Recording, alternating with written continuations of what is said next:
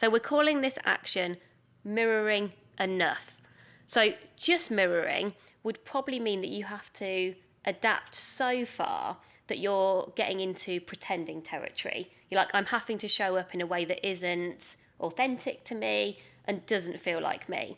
So that might mean that you met someone who was sort of very serious, very kind of introverted, maybe very slow paced. All of those things would be dramatically different to you. What we don't think is the right thing to do is say, well, I've suddenly got to be that person, be more someone else. I think actually it's about adapting enough so that you can kind of actually just sense, how can I use my energy in a useful way for this person and for this situation?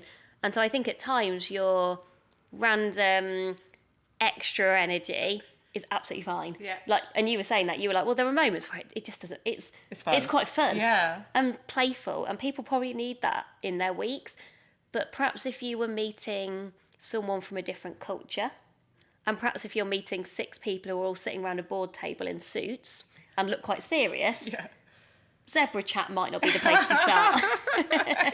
Let's not talk about dazzles at that moment. Again, when I'm being intentional about my assertiveness, I will be looking at how people are responding. I'll maybe drop a quick question in, like, how are we? Or like something subtle at the start. And then depending on how people respond, it gives me a bit of data that helps me to think, well, kind of how do I need to mirror you sort of enough while retaining what makes me memorable.